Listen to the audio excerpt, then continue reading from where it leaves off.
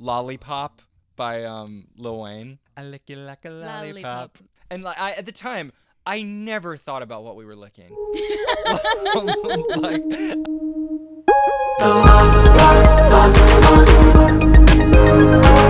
I'm Haley Griswold. and I'm Jake Deaton. And this is The Lost Lore.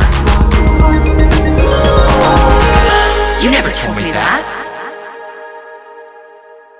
Hi, Haley. Hello, Jacob. Welcome back to The Lost Lore. This is the show where two best friends basically go over all the things that we've never talked about, all the sleepovers we missed, all of the big life events, all of the pop culture phenomena. So we figured that for today's episode, in the spirit of missed sleepovers, it's important that we get back to basics and get talking about sex.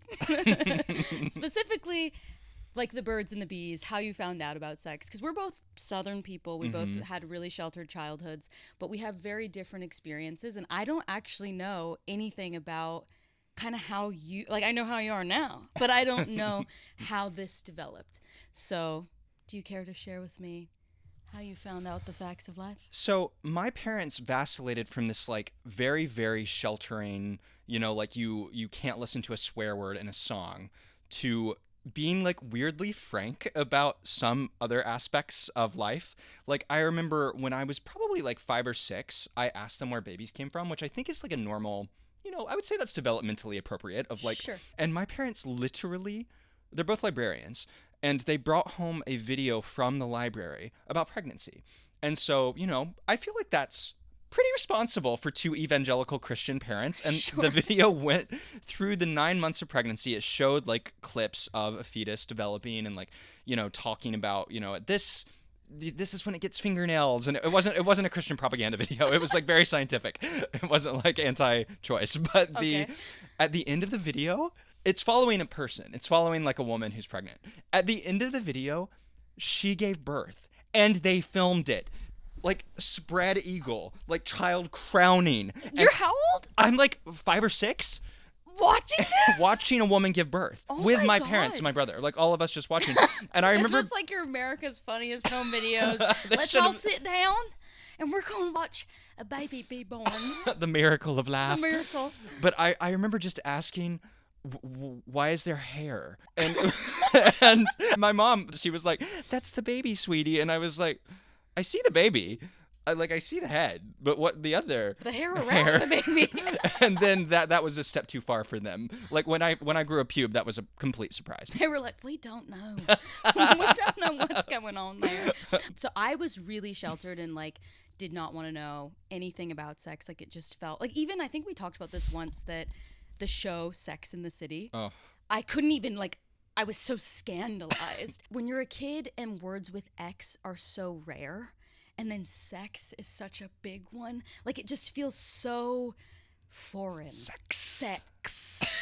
Like it just, you know what I mean? It's just disgusting. So when do you think you like really knew how it works? Like, because you knew how you saw how the baby was born, but how did the baby get there? That's a good question, because that didn't come up. After I saw the pubic hair, I was like, I'm good for a couple of years. No further questions. But I remember, I have another vivid memory of sitting with my dad in a hot tub and with my older brother. And it was the three of us. And my older brother and I were really close in age. We're 13 months apart. So we got everything together. And so they kind of calibrated the milestones to his age. And so I felt like I was always kind of on the inside club, like getting the older kids' news. The scoop, yeah. And we were in the hot tub, and my dad like literally gave us the birds and the bees talk. He was like, I'm going to tell you, how you make a baby, like the very mechanical, like, except he didn't use the anatomy terms. In my house, I don't think I knew the word penis until middle school. This is so funny. Okay, so babysitting, in college I babysat while we were at NYU, like nightly. This was what I was doing. And the difference between what we would call it, where we're from, it's like, I still in polite company refer to my privates as my raisin. I don't, they're raisin, coochie cooter, those are the words, right? P-Tom is the one, I learned that one from you. I call my sons when I'm changing him, I'm like, you're P-Tom. Like the fact that these people up north are looking at a 2-year-old being like, all right, now time to wash your penis. When I was babysitting. Like, I remember the youngest girl was still in diapers and would be like, my vagina, my brother has a penis. That's when I know that I'm from the South, because I'm like, Scandalized. like, you when can't I say heard her that. say that, I was like 19 years old being like, this, like, I felt like she was more advanced than me at 3. And it's like, it's better, I think. Like, Yeah. it's a good thing that they, are not shying away from this stuff. Because Yeah, know your body. so much for us, I feel like sex has this connotation of shame and, like, secrecy and, like, like a taboo subject, where I think that it shouldn't. Like, I hope that I can raise my son in a more liberated way. But I remember my dad giving us this very anatomical discussion using the words like, the P-Tom will stand up. Did he make it sound fun? He said it was fun. Oh. I remember he was like, feels great. It feels so good, but you gotta wait. You gotta wait until marriage.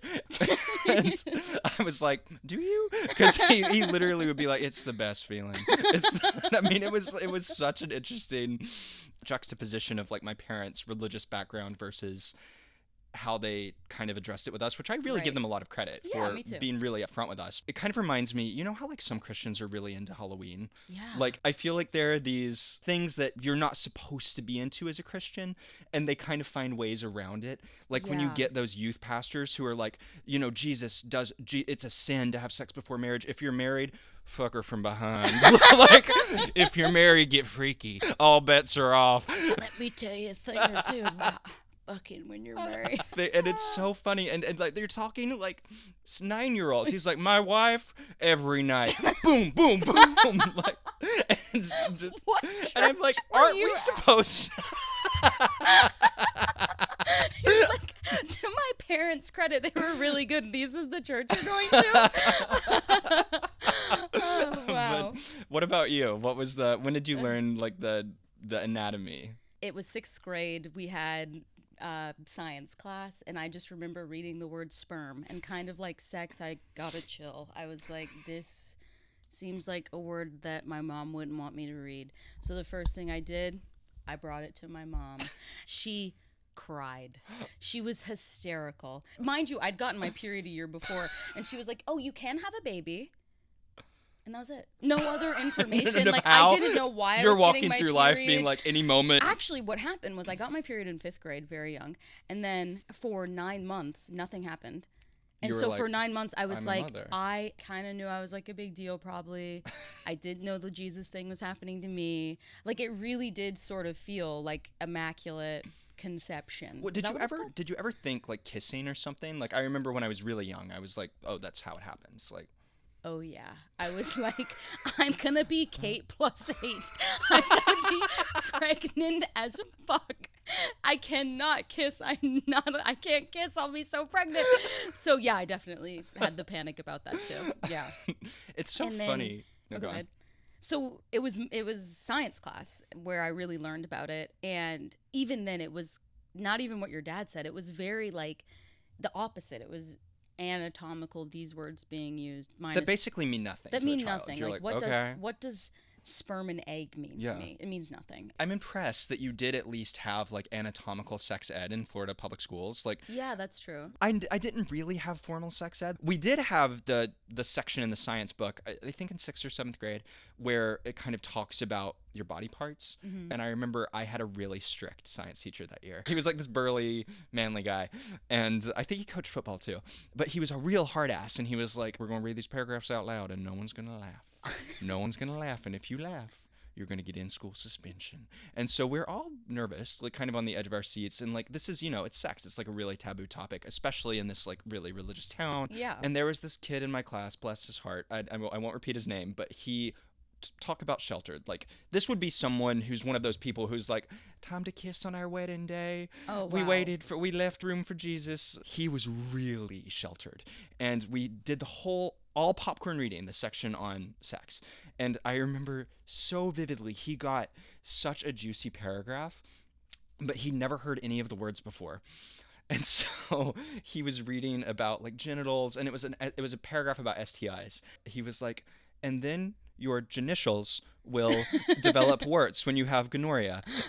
And mind you, the teacher's like, laugh and ISS. And I'm sitting there like, like 7th grade, listening to this kid say initials, vagina, like literally like choking back laughter, like and the teacher's like looking out like a hawk. There is no greater laugh in the world than when you're not supposed to. Oh my God. But add sex on top of it, and it's like, over. oh my God. If you enjoy listening to our podcast, please consider subscribing to our Patreon. We have a ton of exclusive content over there, including the full-length video episodes of our podcast. Patreon is definitely the best way to go. It is the most likely place where we will be able to read your comments, interact with you, and maybe ask you some questions about your lost lore. Thanks for tuning in. We will see you on Patreon.